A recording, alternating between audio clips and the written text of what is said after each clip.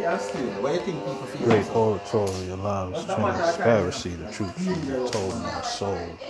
So unlearn and relearn. Progress of depth.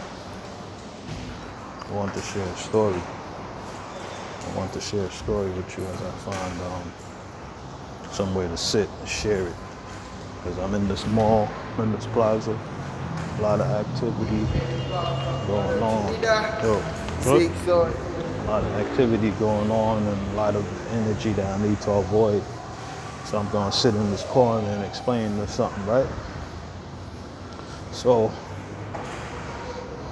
last week, my mother went to this church that was one of the people that do work for her went to, and the pastor looked at her and said, "Hey, the enemy is trying to kill your son." No, he said to her, "You're an igler." An igler meaning somebody who sells in the town, which most of the people are that probably come to that church. And she said, "Yeah." And he said, "Do you have a son?" And she said, "Yeah." And she said, "Somebody's trying to kill your son. The enemy is trying to destroy him." So she said she was going to bring me to him the next week, which is I just started taking Wednesdays off, right? So I said, all right, I'm gonna come with you next week to hear why somebody would tell somebody that somebody's trying to kill their son, which I feel, if it's intuition, it's intuition, but I also feel it's very, very irresponsible, because what a person should say is, "Hey, bring your son, I want to talk to your son," because she believed in him, because he said the one she lived with, and I'm the only one that she lived with at this moment. So when I went there, right, when we pulled in the driveway, mind you, I have my only day off, and I would like to enjoy my day off because I work 6 days a week. I was working 7 days a week up until this moment, 2 weeks ago, when I started taking a day off, which both of my days off been wasted on other things and other people and other situations, and I learned from that, and it won't happen again. So when I went to the church, we seen the pastor before he even started his service. He was outside doing something, some fat, big belly dude, stomach damn near dragging on the floor, but that's irrelevant. Actually, it is relevant, but that has nothing to do with what I'm saying. I just have to throw a shot at him. So now, he sees her. He didn't even say, usually if you have that type of intuition or whatever, you would remember, "Oh my God, you brought your son. Okay, I want to talk to him." And then you sit down and have a conversation. That's what I was expecting.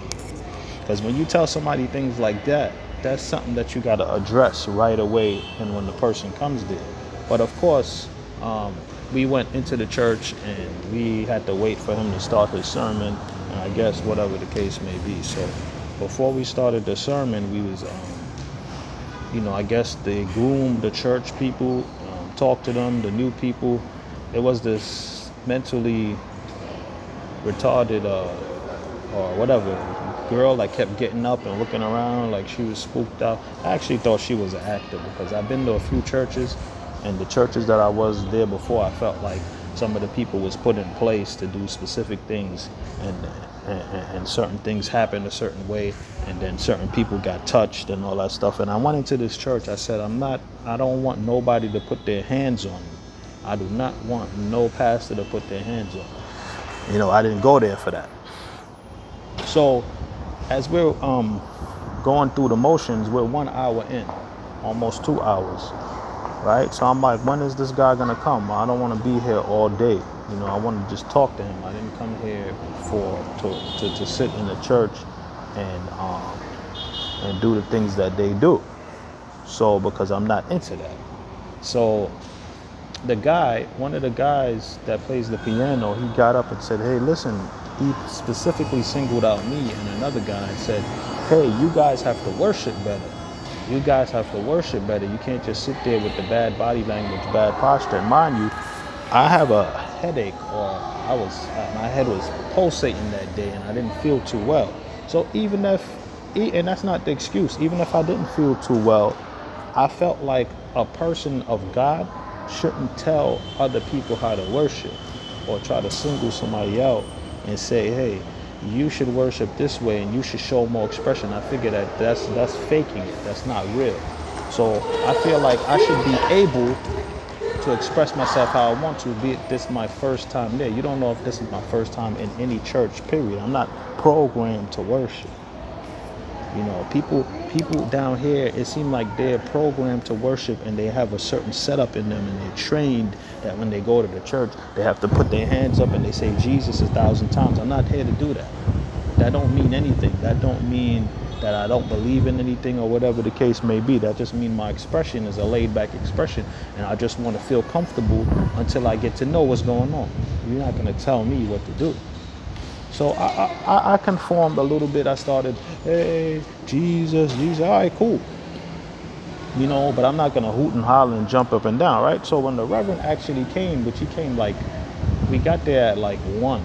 He got to the church by damn near 3:30, maybe 4 o'clock. 3:30, I'll give it like 3:30. So now he's getting into his sermon. I'm going to, make a long story short because a lot of stuff was going on in that church and I'm going to talk about this in another topic. So he started, the mental girl that she kept getting up, they decided to force their will on her and try to cast out a demon. They probably felt like she was under a spell and the devil, all types of stuff like that, right? But I guarantee you that same girl is going to be fixed down the line.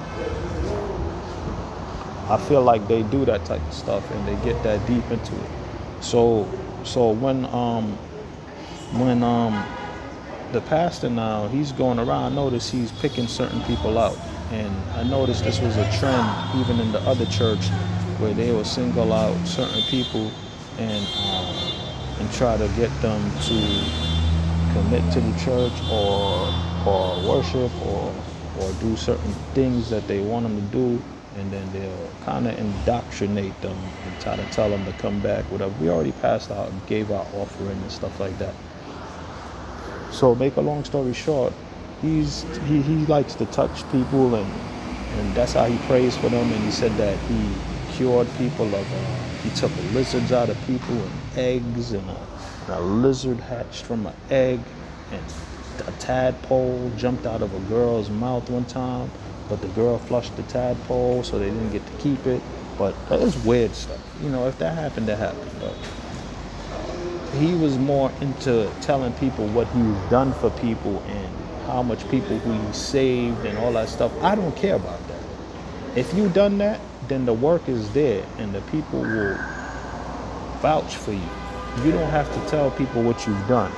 If you're there to save people and pray for people, then do that without saying that you did that. And that's cool. Okay, everybody likes to boost themselves up and say and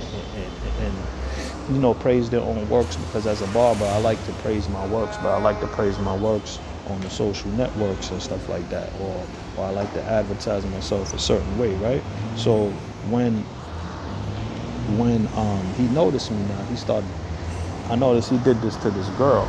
The girl, he picked her up, told her to come in the aisle, but she wasn't receiving. Most of the people who he called to jump up to the front, they had a lot of energy towards him, like they wanted it. He said he wants people that wants to open up their spirit. I don't see how that your expression is a vessel to you opening your spirit, but they said the lady wasn't opening her spirit, so he told her to sit down. And I felt that was very rude in a way, because you don't know how this girl is, what she's been through, and you can't expect her to receive you because you said so, or you're a so-called man of God or alleged man of God, right? So fast forward to me now they start singling me out, right? So they brought me in the first time and I didn't jump up right away. You understand? Because I noticed all the people who came to him, they jumped up and ran to him. I don't want nobody touching me. I told my mother, listen, I didn't come here to be touched. I don't want no reverend touching me. Omar, where y'all going? So, And the funny thing about her is we was had an incident with me and my client that what was supposed to buy a certain thing, and she felt like it was almost a scam and she got to be careful. But yet she would bring me to a church to have some random person touching me that she don't know anything about and I don't know anything about. But that's cool because he's been stamped as a man of God. So when hold on. So when the man called me, I didn't receive it. Like I didn't have the body language. I didn't have the look. I didn't have the hunger. So he told me to sit back down, and I said, "All right," you know what I'm saying? "Young man, you have to learn how to receive God," and da da da da da. I said, "Oh, yo, okay, whatever." Now everybody's looking at me. I'm the villain. People starting to like side eye me and like, what's wrong with this guy? He's the devil. And then the guy said, you have to learn how to receive. Like if you want to be basically blessed, if you want that, because I see you're gonna own businesses and you're gonna do this. I already did that, bro. I already have businesses. I already been in the United States. I already did my traveling, because everything they base on is people's visas getting stamped. Like if you let the spirits in, your visa will get stamped. You will get to go to Canada. You will get to go to America. Like this country is not good enough to be in, so you have to go somewhere else to be blessed. So I don't understand that whole philosophy and that whole reward system. Like you could be blessed and be here all your life and nothing happens. But if you got your visa stamped, he blessed you, or his word came through, or his prayers answered. He prayed for you and it worked for you. But if he don't bless you, you're gonna die. You're in trouble. Because when he finally called me back up again and I went up there, he still didn't get that expression from me. So he's like, what kind of man is this? What kind of man is this? So now he touches me, right? He ended up touching me, right? So he got the guy behind me ready to catch me, and he did this, he's doing that.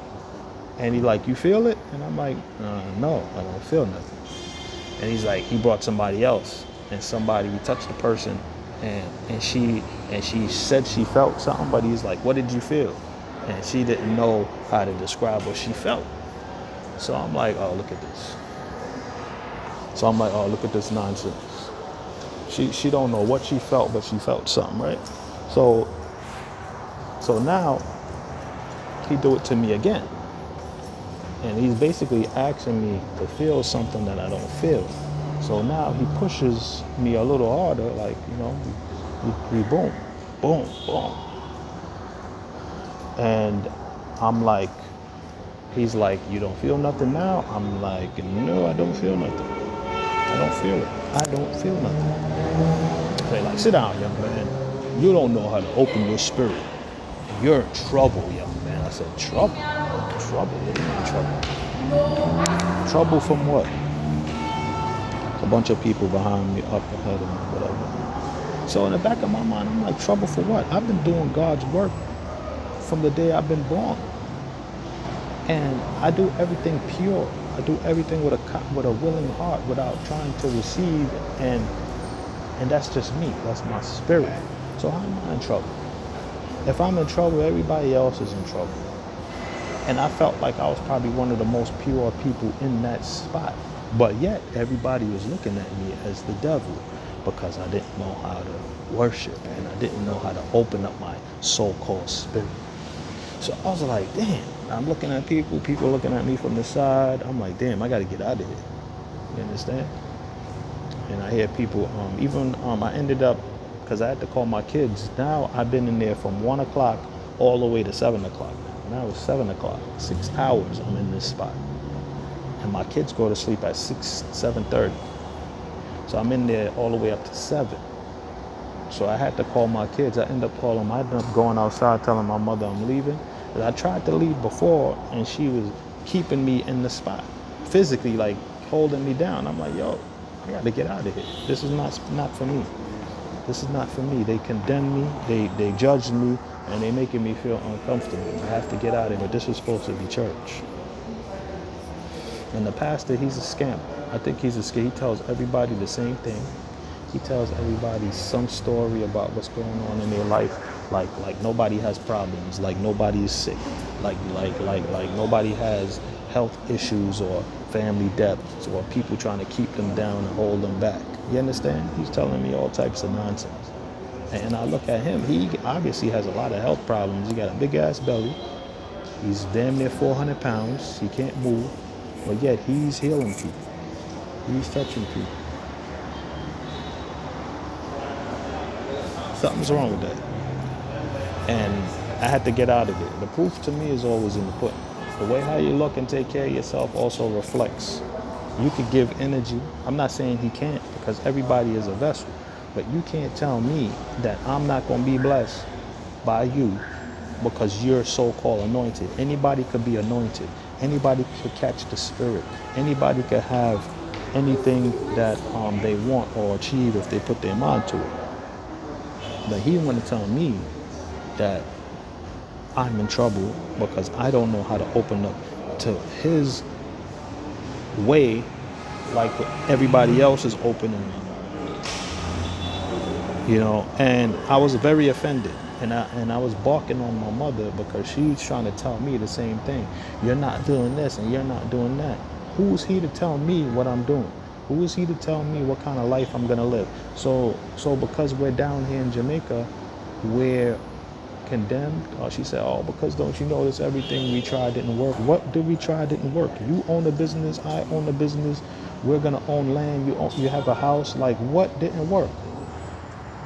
What didn't work? Because we're not in America. That's how these people think down here. They think because they're not in foreign or they're not in America that their life is a waste. And these preachers and pastors and people will prey on them and use everything to their ability to trick these people into worshiping them. They're not tricking them into worshiping God. They're coming there to worship those people. Because if you truly worship God, you will worship God. You will love yourself. And you will take care of yourself. And you will pray anywhere. It don't matter where you are. You will be in your home and you will pray to God. You don't need a man to connect you to God. You don't need to worship a certain way to be connected to God. So you can't tell me how I'm supposed to worship and how I'm supposed to pray. You don't have that in you. You're a man. You're nothing. Let me not say nothing, but you are nothing to say that to me. And you're irresponsible reverend. I'm not even going to call no names, and I'm not even going to call no churches, because that's not my thing. But you're an irresponsible person to tell my mother, scare my mother into thinking that something's going to happen to me so she could come to a church to put money in your goddamn basket. How irresponsible and how wicked. That's what you call wicked. You praying on the weak and telling them and trying to sell them hope and tell them all this nonsense about, oh, your son is going to be in trouble if you don't come here and let me pray for him. Who are you? I can't pray for myself. My mother can't pray for me. Who gave you that? Why? Because you got a church and you're tax exempt? Who gave you that right? I could do the same thing you do. Get a church, start talking to all these people and sell them hope too. But I'm not like you. You're a demon. I'm not a demon. And I don't want to be touched by no more demons. The next person that touches me, I might have a sword. The next reverend try to put their hands on me, a sword is going to come out. I'm going to chop that hand off. I'm going to chop that hand off. Sword for your hands. Swords for all hands. Do not touch me. As soon as that hand come out, off with your hands. Don't put your hands on me. You're stealing my energy. You're stealing people's energy. You're stealing people's light. It's just like you could have a great son and bring him to somebody to touch him, and he stole all the things out of him, and now that son lost something, and you didn't even know it because you don't have that type of enlightenment. Y'all run into these people and having these people steal your light and making them, and then they tricking you into believing that they actually helped you when you actually helped yourself. You just needed guidance. You just needed guidance. They just stealing your energy, stealing your light, stealing your resources. You understand? Or maybe they're helping. I'm not saying all the churches, because some churches actually help and are there for the people. But you're not going to steal my light. You're never going to touch me. Do not touch me unless I want to be touched. Okay? Don't ever. No pastor will ever put their hands on me. Ever again. Unless it's my permission. ever, ever again. Carry on.